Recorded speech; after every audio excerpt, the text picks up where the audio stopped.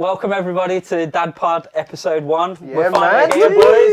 It's about time. It's about time. Long time coming. Long time coming, definitely. So yeah, we just wanted to create this podcast where it's like a safe space about becoming a parent and being a parent from a dad's perspective. We're all from different backgrounds. We've got different setups. And we've been mates for like, well, me and Natty have been mates since like 11. Yeah, 11, 12, yeah. I think longer than I've been breathing, isn't it? Yeah. I I didn't like him till more recently. Yeah, yeah, Which is true. we've been working together as well for ages. I'm just a tag along. Hi guys. If anybody is wondering who that is, if their camera's not set up, then that's Will behind the camera. Yeah, there he is. There he is. So yeah, we're just going to go down the line and introduce ourselves. So Natty, take it away, man. Yeah, so I'm Natty, go by NT, and I've got 2 boys, and I'm in a mixed racial relationship, so I've got mixed heritage kids. I'm Bobby. I am a single parent. I've got 2 daughters, aged 5 and 4. All our kids are sort of around about the same age, it's been very helpful, I think, for all of us. Yeah, Just being able to there's have a support network, Definitely. I work full time. I'm involved in the local music scene, and now we're doing this, and we've been looking forward to it for a while. Yeah, man. And my name's Chris. I am co-parenting with my ex, with my son. And now with my new partner, we have a child together, and also a bonus child that she had from a previous relationship. So blended family. Blended family, yeah. So Nice. we've all got different setups. I'm the Newcastle fan as well, if you can see that. Yeah. And just had to. These boys wanted me to clarify Don't that. affiliate This that is my with- garage. None of us are Newcastle. I'm Will. I've got 2 kids. I had them when I was still a teenager.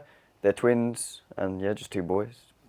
And I've got full custody, and my current partner isn't their actual mum, but their bonus mum. Nice. Best way to sum it up. Cool. Yeah, man.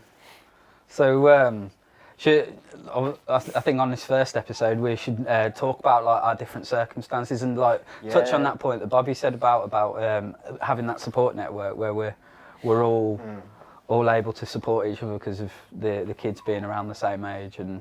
Yeah. I mean, I think, do you know what? I think it's probably quite important, especially like with the circumstances we're in now, like how we sort of got here. As Chris mentioned, Chris and Natty have been mates for a very long time. I was introduced to them through music. We worked together on an underground hip hop record label, which was great fun. And, great fun. That sounded like so forced. Great fun. No, it really was. Say that. It really was though, because we literally had to do everything ourselves. We had to do everything ourselves, and like learning on our feet. The skill sets we developed, the relationships we built. We had the time as well then. Yeah. This is very true. That's why we don't do it now, because the kids are just life, isn't it? So and then that's led us on, transferable skills. We've all sort of got jobs and things that we do that are related to the things we learnt back then. I know certainly my career literally happened because of that. Yeah, do you want to tell people about how your career's developed from? Yeah, so I was kicked out of college when I was 17. Wasn't focused.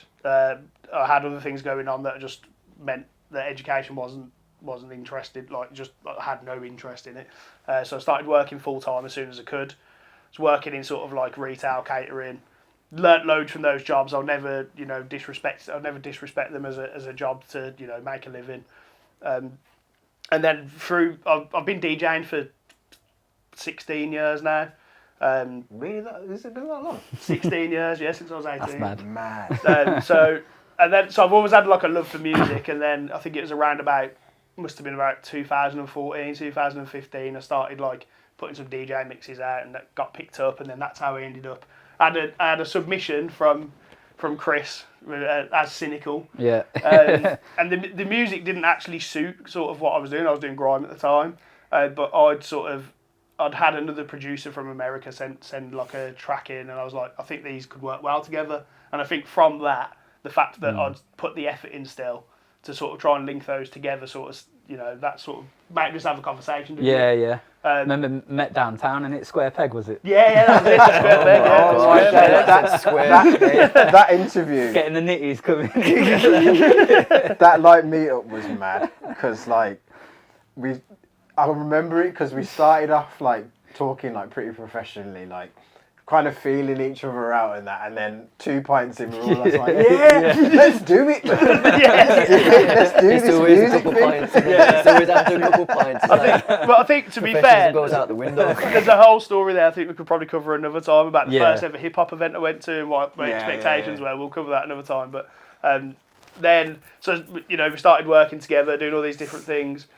I had got myself into like a sort of pub management role, and then I had my first kid on the way, and I just thought I can't be working Christmas days when I've got kids, and I know some people have to, and I fully respect it. Bobs, were you the first out of all of us to have kids? Yes. Yeah. By about a month, weren't it? Something. Yeah, Yeah, it was, yeah, well, yeah.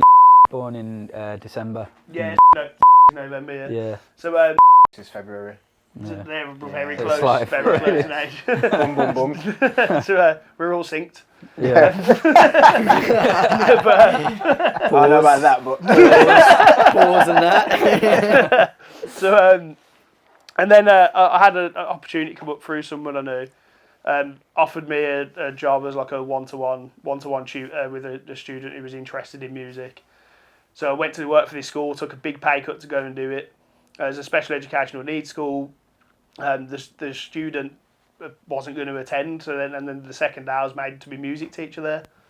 And That's one hell of a promotion. it was, yeah, pretty quick. I mean, it's a shame the money didn't go up with it, but now it was honestly a massively good experience, and now work in a pupil referral unit as an inclusion manager, but working on literacy with them, and that is a direct result of working in the local music scene. Yeah. it's like it's all kind of come full circle for you, really, hasn't it? Yeah. Like you've gained experience on the way of that you needed for like the job that you're doing now.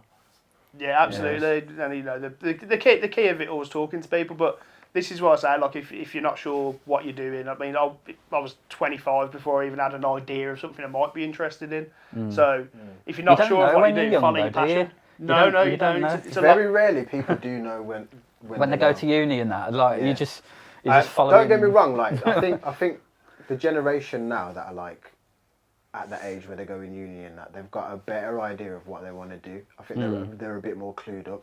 Yeah. Because like we come from the generation where uni started to get more accessible for us, didn't it? So like everyone was just like, I won't want to Yeah. go uni now though because it's expensive as hell. Yeah, you're about 50 grand in but debt. like then like they were just giving out student loans for fun and that. So so it was just like, oh, I've got a bit of qualifications and that already. Let me just try this uni thing and see where it takes me. Yeah. But really and truly, a lot of the degrees that people were going for, it was getting heavily saturated. And really, by the time you come out of uni, if you just went into a job and got the experience, you would have been at that level.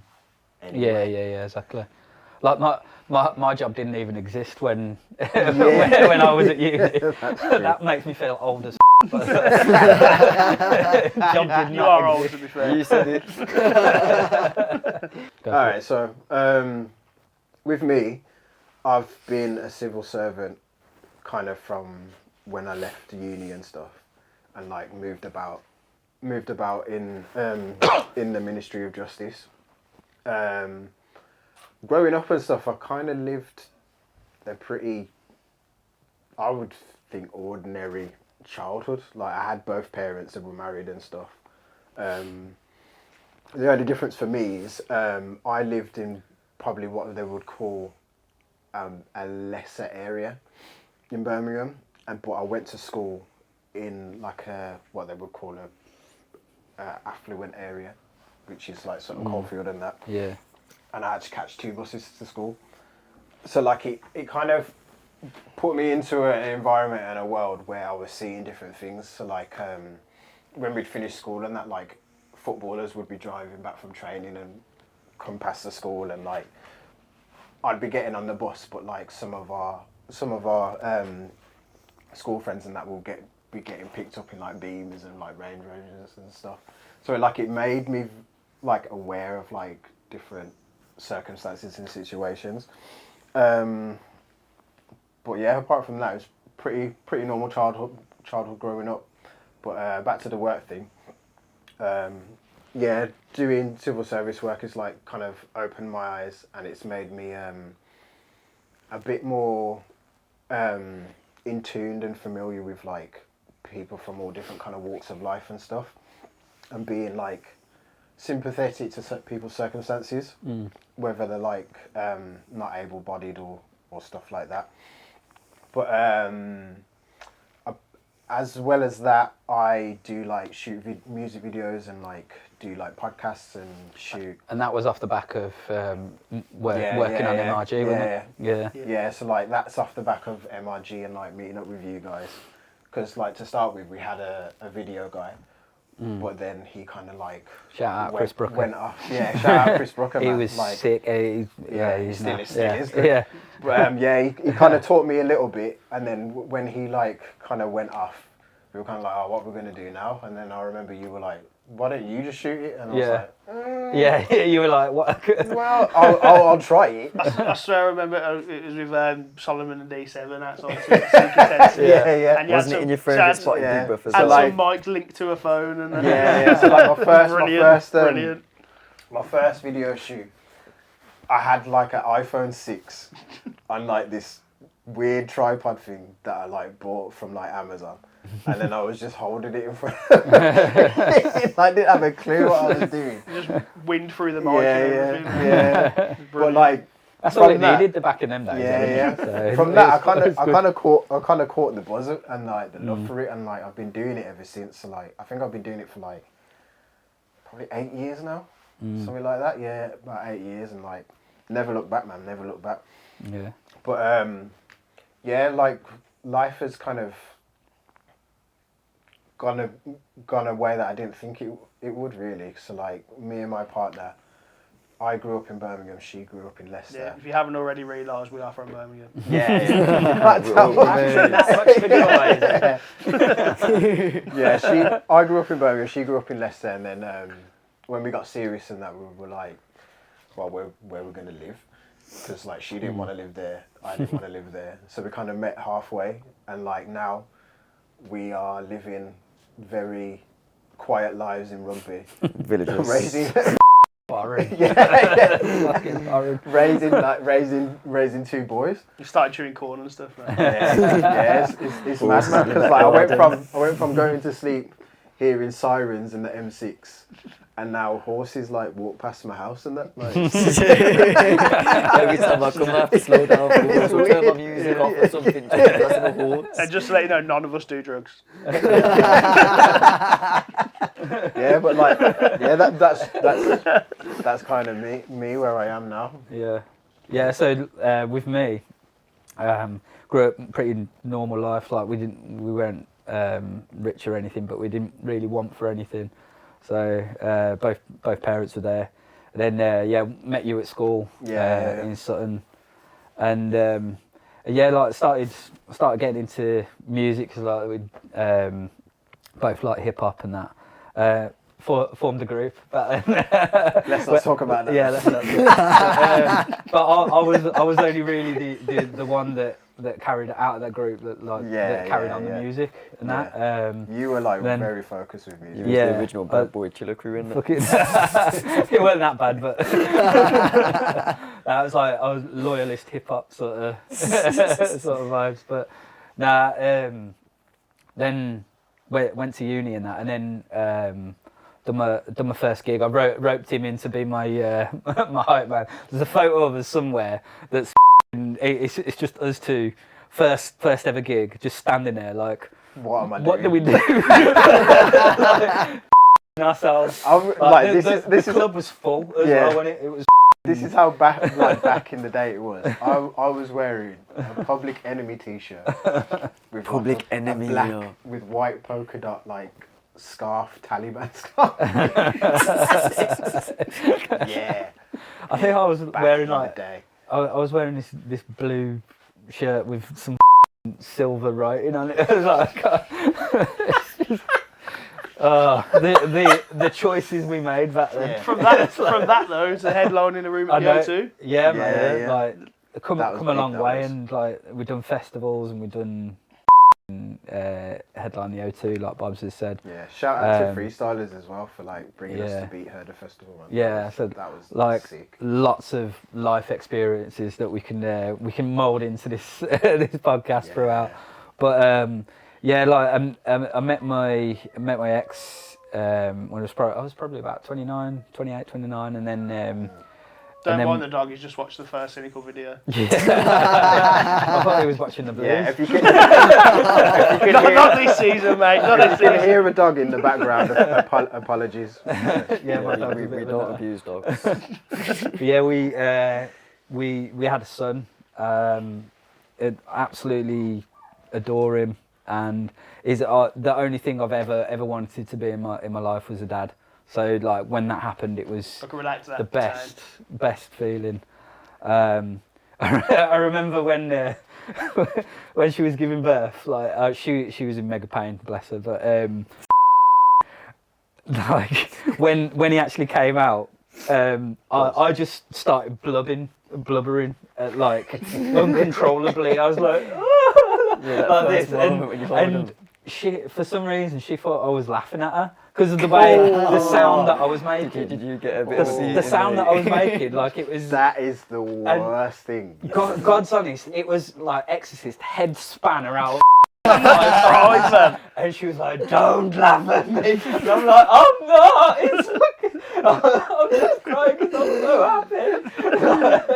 It was. What were you like, Bobby, on the day like you first was born? Do you know? I was literally, mate. It's very, very lucky because I was working at the school, and it was like a World War I Memorial Day, and I was literally in the morning. I was about to get into like a full World War I outfit. And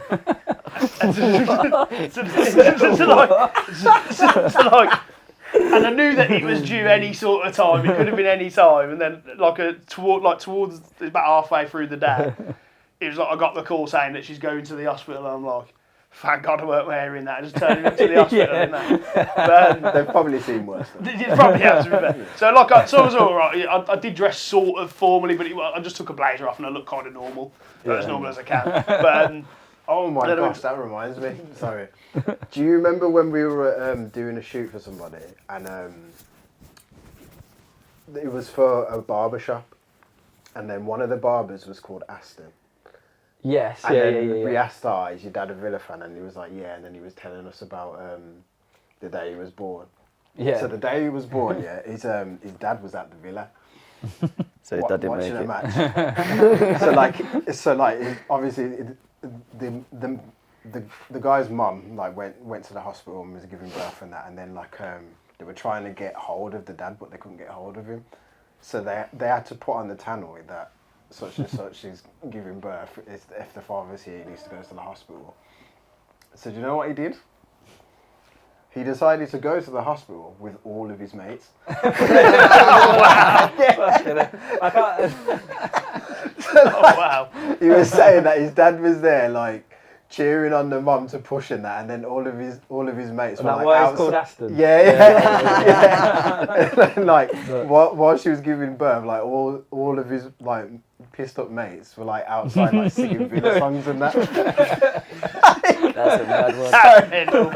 So I think you turning up in a World War outfit Yeah, would have to be been honest. Probably the least. The least. a lot tamer than that. To be fair. How did you react when your little one was born? Like it was your first child? Like obviously, like I was there, like for her mum, and it was like to be fair, I think she handled it quite well. And then like the moment she was born, I was kind of just like, I don't know, it was surreal, and I was just sort of I wasn't frozen because I was there and I was but it just felt like it was almost like an out of body experience. Like It's weird, isn't it? Like I'm a dad now. Like I'm literally a That's dad that now. realisation Like hits. because you know you are before obviously the baby comes. Yeah. But like it's like it's this real. This is here now. Like, Yeah. It starts right Priorities Yeah, when there's a change. a physical Yeah. child there, Yeah. I always say this, it's mad for like dad when pregnancy happens because you have to mentally prepare for something that's not growing inside you. Yeah. And then when they're actually born and the physical child's there, you're like, crap, It's mad, isn't it? this is Like, when real. you- Like I made that. when you've had your fun, you're not really doing much for like 9 months. Yeah, literally. That's true, man. Could almost like It's true, though, isn't it? Like, Yeah, I suppose. That you had such a polite way of saying how the reproduction system works. When you've had your fun. yeah, Yeah, man. yeah, just that moment. Then I'm not gonna lie, I found cutting the cord a bit weird. Yeah. I found that didn't a bit do weird. that. I didn't do that. Yeah, I found That that a made bit you feel weird. funny. I stayed up north, man. I didn't go down south at all. But then, from a second though, from a Yeah. second, I was playing Call of Duty as she was born. Wait, And now, as she was obviously, born? without context, that sounds I horrendous. know. As she was born. Bobby's like, yeah, I was too busy playing. I was on like a 4 kill We do streak. not know about this guy. So it was COVID, wasn't it? And like all the restrictions were in place. And then like she could only have one person at the hospital with her. No So one her could mum come went. into the house and stuff. So her mum took her, and then I had to stay at home with Sylvie. Yeah. So I was just sat there waiting, and I couldn't just sit there doing I nothing. wonder. So I tried to keep myself distracted, and like obviously, I was making sure she was okay. Was you playing it online? Yeah. I wonder if when you killed somebody, she come out. That'd be That'd be sick, you know. That'd be funny. reincarnation. Yeah. But yeah, so like I was playing, and I was talking to my mates on there, and I was just like, I'm gonna have a kid, like another kid, any minute, and I'm here. I should be there, but I can't be. It's horrible. That must be hard, man. It was horrible. yeah. It was That must be horrible. really Like, That's crazy. because I'm like I'm invested. Like I mean, obviously me and their mum broke up and that. Yeah. But like I was fully invested, and I still am now. Like we've got a good relationship now, and you need to make I want to make sure she's okay still, sort of thing. Like if there's any way I can sort of support something that makes things easier for her or whatever. Yeah. Of course I would. And I'm just suppose as invested. well. It was tough, but it also like I don't feel bad about it because that was the circumstance. Like, Yeah. As well, though, you want like your kid's mum to be happy and relatively stress-free because that has a toll on your kids as well. Yeah, isn't it? exactly. On their Yeah, I've parenting always- capabilities and stuff. I've innit? always said that about my setup because like with my ex, I like whatever happened between us was whatever, but I want her to be happy because then my lad's growing up in a happy environment. Yeah, Exactly. exactly. That's the thing. Exactly That's the that. important So- thing. That's the important thing. Yeah, and that's what we try to do for him, like because we got a 50-50 setup. So the week he's here, we try and make it as happy and fun. Like you got to have your routine, but still like try and do whatever. It's hard for me like taking him back and that and like the handover process. yeah and Do you know when you first like got 50-50? yeah Was it a bit of an adjustment for him, like yeah because being here like for a long length of time and then being at his mum's for a long length of time? Well, not really, because it was the way that it was designed in integration, sort of like it was over 6 months that we designed to have it to slowly increase. So okay, so it wasn't just bam, you're into Yeah, Nah, there'll be a nah, transition yeah, sort of transition won't there? period. Yeah, that's that's what the they, word I'm looking for. that's what they do for me still. But yeah. So the way the setup was working when that was okay for him when he was a baby, it weren't really working when he'd grown a bit older because he's like coming on the odd night in the week and then he's thinking there's no point settling here because I'll be back at mum's that must have been the next day. so frustrating. That. Yeah, for me as a dad, but like you just because I just want to see my son, but you gotta put your kids first and the way they are. So we had to sort of work out how to integrate this 50-50 setup and yeah we just added extra days every couple of months over a 6-month period, and it was quite seamless in that way. So I mean, dust the shoulders off. It's quite well designed by myself. Now, do you know guys the know- thing is though, like what the thing I respected about you for the whole thing is it wasn't obviously you want to see your son, but it was what's best for him the whole way along. Yeah. and, Yeah, and it like, was that's never- the- It was- that's it the wasn't way I like- do things. It wasn't wasn't like malicious you- towards his mum. It was Yeah. like Yeah. you was doing what was best for your son. Yeah, I had to put my feelings aside. Yeah. I Because was like, gonna say, like, it if was never about your feelings. It was Yeah. like what was best for your son, innit? Yeah, exactly. Because if it was my feelings, I want to see my son all the time. Yeah. Exactly. But like he loves his mum and he loves his mum's side of the family as well. So I've got to respect that and I do respect that. And like since the 50-50s happened, like me and his mum have like worked really well together. I feel it's been really No, that's amicable good. and That's good. That's good. It's we've come a long way. Put it that So way. my situation's now more or less 50-50 in time actually spent. So like, I have them through the week for school, and then they stay with their mum like 2 nights on alternate weekends, 1 night on the other. And then she Yeah. picks them up 2 days a week where she brings them back. And then on the Friday she has them overnight. During the week. So and then through the holidays she'll have them the majority of the time, and so it sort of flips. Okay. How does it like work for you as well? Like, you know, like your little ones, have they adapted to that sort of change where like you're a resident parent, and you used to have them like all the time to now? I think they're better off for it. Okay. I think they're better off for it. My youngest seems quite attached to me because when they first came to me sort of full time, she was very young, so she sometimes gets a bit upset. But I think there's still sort of maybe a bit of separation anxiety there. But like my oldest, like she loves it. She's thriving. They've got a brother now, like on their mum's side.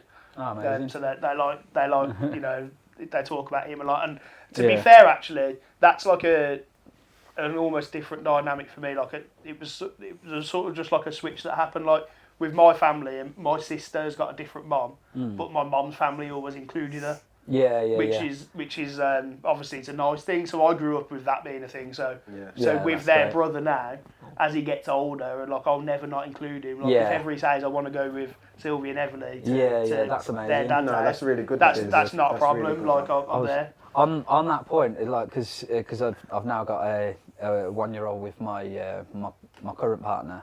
I was talking to my missus the other day about like how my daughter is like the glue to our family. Brings everyone Yeah, together. she does. Yeah, sort of Because- bridges yeah. the relation, it's- doesn't it's she? Because beautiful in that way. she's everyone's It's- relative in Yeah. the two Because- families. Exactly. Like before her, like if you It's two, kind of like a It was Demoness. step- yeah, it was step Not and that if, we children. wanted it to and be, if you but like, if you two separated, it would have been a click. yeah, it would have kind Yeah. of been like a clean cut, like. Yeah. Whereas Wouldn't now you it's see- not going to be a clean cut because like No, it's Yeah. not, it's not gonna happen. your daughter, Nah, right? It's not going to well, I don't happen. want it to happen. It's not going to happen. We're not wishing any badness We're on getting you. but- married, guys. Do you know what? Do you know what? I've never. What you two have experienced with like kind of blended families and stuff. I've never experienced it at all. So like, obviously my two parents have always been together, married young, still together now. Didn't have any kids outside of marriage and stuff. And like, I've been with my partner. We've got 2 kids, and like we haven't had any kids outside of each other. So I've never experienced how it could be. So I don't know how I would feel if we were to like split up, and like another man would come in and then kind of not play the role of dad, but play the role of like the male. Bonus male father. figure. Do you know what Yeah, the thing yeah. is? To be fair, When I'm not there. You see, if that guy or the girl, if it's the other side of the he's situation, doing well by the children. if they're not being that sort of role model, not trying to replace as a parent, but if they're not like that, you don't want them around your kid.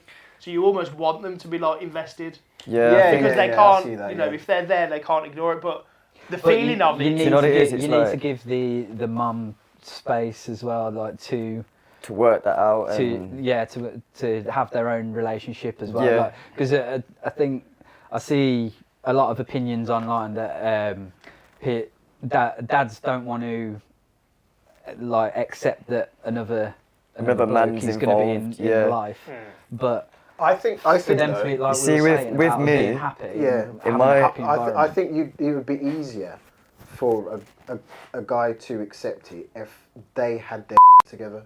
Yeah. See, because like in my experience, before I had my children full time, when they was with their mum, she got a new partner, but he's a young lad, so he's not quite got all his bits together. And through the trials and tribulations of court and everything that's happened over the last year, I found out through chronological timelines he wasn't so as invested in my children, and that made me feel like, so why was you even there? Like, you know that they're living with you, the children are living with you, you're living with my ex. It's very selfish as well. Like, you can't be with that person when they've got kids and then not kind of yeah, so it's like if you're taking that person, this is what I was saying. Yeah, like when I was anywhere. looking.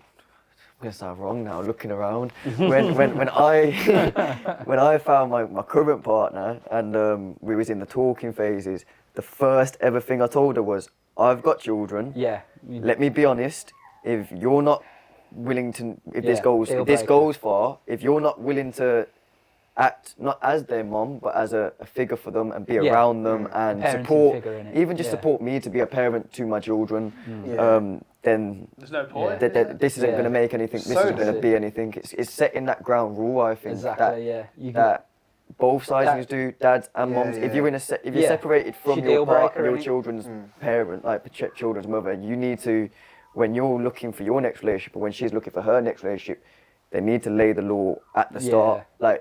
Because a lot of people I find get into situations and get into relationships and they haven't had that conversation yet, and then that dynamic comes into play of the children and it all goes tits up. And When did you guys have that conversation with your new partners and stuff? I think for me and it was straight away. Like we hit, because I'm extremely proud, as you know, proud of. Yeah. So I would say straight away, got a son, and like build him up, and she told me about her daughter, and like it was cool because we're both parents and we both got it, but yeah, for me the tough part about that has been the adjustment into trying to be a parent figure, but not overstep those boundaries of like her dad, trying to respect. That so thin line to tread, really. Yeah, it is, because especially like when she's living with you the majority of the time as well. Yeah, but I think we've worked out a good sort of like relationship now. Where and especially since my daughter's come along, like her being the glue between everything, I felt like my stepdaughter's like settled hugely. I would find it really hard to not see my boys every day, because that's been me. Tough, man. Yeah. That's been you since their birth as well, hasn't it? Like, yeah, because I've been there since birth, since and I've the start. been through every monumental step of the way so far, the first steps and the first words, first time using the toilet, and first days of school, and you've basically been there for all the first. I've been there for everything. So for me to come away from that and not be there all the time and miss out on certain things, just little things of when my eldest comes home from school and he's had a bad day, we'll sit down and talk about it. But then, obviously, if I'm not there, it would have to be a phone call thing or a FaceTime thing. FaceTime. It's just not. This is what my problem. Because obviously, I don't mind saying this to the camera, but my children were in foster care, and we had because when I was seeing them for twice a week whilst they was in foster care when they was taken away from their mum, and it's they then started extending the contact, but they was doing it through direct. They call it direct and indirect contact. And a form was FaceTimes, but the thing is, my kids were 2 at the time, so getting them to come on FaceTime, they're more bothered about the toys and the lollipops and the things in front of them for starters. But it wasn't fulfilling. Now I've got my kids full time at home. I'll be sitting down having full conversations, and I find myself arguing with 3-year-olds, but it is what it is. But it's you know what I mean?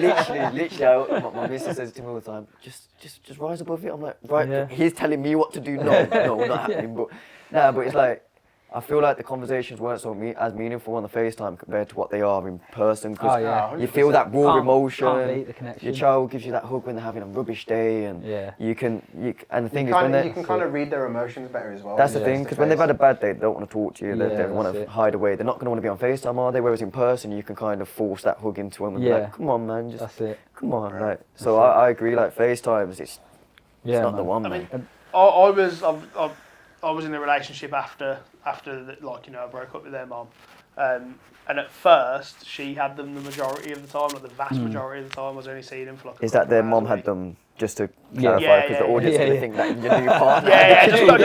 I was like, these are doing my head in, just take them.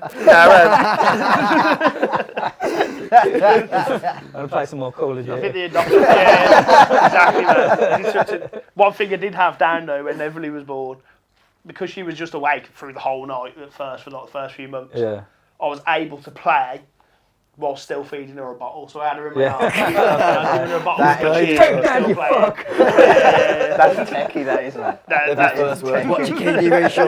honestly, man, I was so proud of myself. Just do that. It's like fully multitasking, man. It's brilliant. But so I did get into a relationship, and at first it was like there was loads of times I was missing the kids like crazy, like I didn't like it, but I felt it was best for them at the time, and that's the most important thing. So like, but then the dynamic completely changed all of a sudden, like later on in that year, and I had them literally full time. Yeah. That must have been an adjustment, man. Yeah, that's for me it was. Yeah. For me it was, because I had to. Luckily, because like the last time you had them full time, you were with their mom. Their mom in it. So yeah. It was full time, but like you still had the help there. But like with just you one. Yeah, it's a lot. That's because even in my situation, I've always had my partner who's been good with the kids and helped me. I was so lucky, like with the job I had at the time. Like my managers at the time were absolutely amazing. Like I still talk to them now. They're really good people, and I was you know, it was refreshing to see that they were willing to support me in that way as well. So they made it possible. Like let's not get it twisted, but. And then also as well, having them, because it was basically like 14 months, and they stayed away from me for like 3 nights in that period. Yeah. That was like my family or my friend the one night. And genuinely, the thing that got me through that whole time was when they went to bed and I had a couple of hours on my Xbox with a few mates, and that literally just helped me decompress and get through everything. Yeah, because it was just that time you were away from everything. Obviously, the girls woke up and that you attend to them a lot, but. For the most part, that's probably the biggest thing that got me through it and helped me get through it all, was I was still able to just have that little bit of me. My question to but obviously I was in a relationship, and that obviously completely changed the dynamic of that relationship, because then all of a sudden she was sort of not expected to be a mom, but she was if she's going to stay with me, she's staying with the kids as well. Like and then she was great, but it just didn't work out for whatever reason. But now I'm kind of just like. I'm adjusting to a whole new situation myself. Like I finally actually managed to get childcare, which is something we'll come on to. But and you know, I'm getting used to a whole new situation. I've got all sorts going on with like the music stuff. We're doing this now as well, and I want to be in the best position possible. Yeah, well, you know, as we all do. My question is more for yourself, Chris and Bobby, because Natty won't necessarily be able to relate to this one.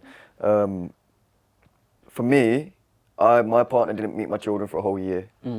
I was with her, we was in a relationship, she knew the kids existed, but I saw them on my own. Yeah. And for me, the turning point of her being able to meet them was, she's serious about me, and she was helping me with like court stuff and helping me get my head around stuff and being there and proper supportive, and she was buying things for their Christmas, even though she'd never met them, buying things for their birthday. Like, she was invested in the kids before meeting them, so that's what made me say, okay, I can introduce this woman to my children, because growing up, my mum wouldn't bring her partners round until it was serious. So what was like, for yourself, Chris, and yourself, Bobby, what was that moment for you and your partner, your current partner, and your child, and how long was that, and yourself, Bobby, as well? Because for some people, they say they got the click within a week. Other people say it took like 5 years before their partner's even there. Yeah. So, well, with me, to be completely honest, I didn't actually think of that perspective until I had a conversation with It was at a Beats and Bars. it was mad. Music crazy in this group, isn't it? It always comes back to music. Always Beats and Bars. Literally, we all know each other because of music, by the way. So Shout out I'm DJ the Trickster. tag along. Yeah, man. I met Shout all the Bobby. Beats and Bars family, man. I literally met Bobby at an event. The same event I met Natty at, and Natty was actually filming Yeah, my that was music a- that was videos. a Then I live started event. tagging along and being this weird little fan of Natty's, and then Natty trained me, and now I'm the camera guy. And I met Chris through all of that as well. Like we've done a program together, a project filming. So yeah, we're literally all music and cameramen. Yeah, because not long after I'd split up with my son's mum, I went to a gig, and then I got chatting to this guy who was Kay Chambers, mate. I think he's called Dean. I can't remember his rap name, but yeah, and he was in a similar situation, but like he'd been split up with his ex for ages, and I was talking to him about like what his setup is and like how he handles it and that. And then he was saying to me like point blank, from his perspective, my missus ain't met my kid yet because I don't know it's going anywhere yet. So until that point, then I'm not, because I don't want to unsettle my kid. And I was like, you're right. That's like, and I hadn't met my current partner by that point. So like, After that, you kind of live by those rules. Yeah. That was that from that day. It was like, that is the thing. That is the way I'm going to handle stuff. So it took about 6 months before she met him. She met my son. And yeah, like I think it was a gradual thing with me. It wasn't like a moment like, oh, this is it. But like because we both had our separate kids, then a lot of our time was taken up by them, and then we didn't have much time with each other. So like the process was a lot slower, but by 6 months in, we both knew that we loved each other, and it was going to go the distance. And so yeah, man. I've got a little bit of a counter to that perspective, and that is that I think it's different. I think it's different if like you meet someone who hasn't got a kid, but if you meet someone who has got kids, I think as long as you feel like you can trust the person, there's no harm in sort of getting the kids together. And then like, because you don't have to introduce them as a partner. I think as well. And people do come and go. Like people come and go. That's part of life. I think as well with like partners who already have children, like for example your partner Chris, when you met her, she already had a child.